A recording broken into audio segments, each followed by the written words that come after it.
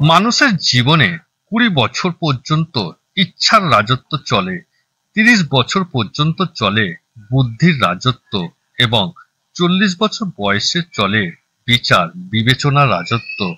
জীবনে আপনি যাকে আপন ভাববেন সেই একটা সময় খলনায়ক হিসেবে প্রকাশ পাবে।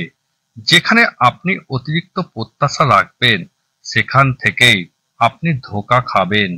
প্রিয়জন আর প্রিয় মুহূর্তগুলো সবসময় সুযোগ সন্ধানী, সুখী সময়ের উপর নির্ভর করে।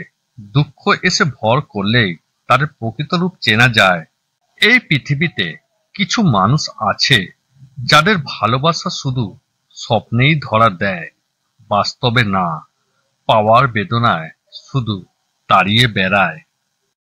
একটা জিনিস খেয়াল করে দেখলাম, জীবনে প্রত্যেক কাজে কমসে কম সাহসটুকু বুকে রাখতে হয়, না হলে জীবন যুদ্ধে জয়ী হওয়া যায় না।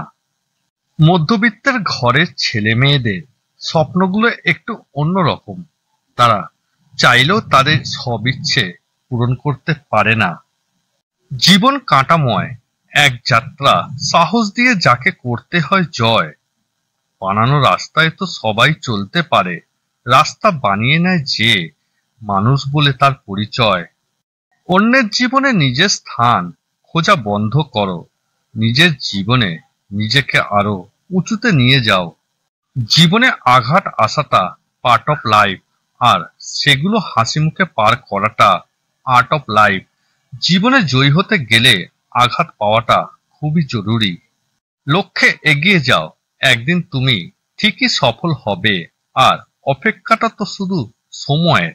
যেহেতু আমরা বাস্তবতা পরিবর্তন করতে পারি না, আসুন আমরা চোখ পরিবর্তন করি যা বাস্তবতা দেখায়।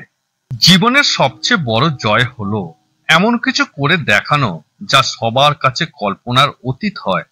সময় হচ্ছে ধারালো ছুরির মতো, আপনি যদি সময়কে না কাটেন।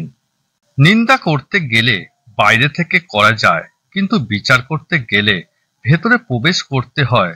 তুমি যদি সঠিক পথে থাকো, কারোর নিন্দায় দুঃখ না পেয়ে নিজের কাজ করে যাও। জীবনে হার মেনে নেওয়া আমাদের জীবনের সবচেয়ে বড় দুর্বলতা। সফল হওয়ার সবচেয়ে ভালো উপায় হলো প্রতিবার হার মানার পূর্বে আর একবার চেষ্টা করা। বইয়ের পাতা মানুষকে যা শিক্ষা দেয়, জীবনের পাতা তার থেকে অনেক বেশি কিছু শিখিয়ে দিয়ে যায়।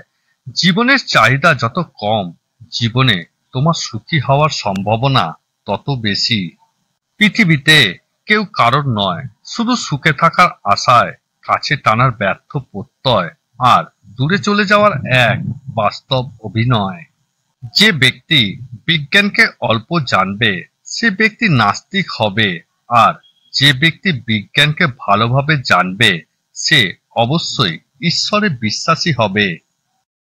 জীবনটা না অনেকটা সাইকেল চালানোর মতো, যেতে না চাইলেও অবশ্যই আপনাকে চলতে হবে।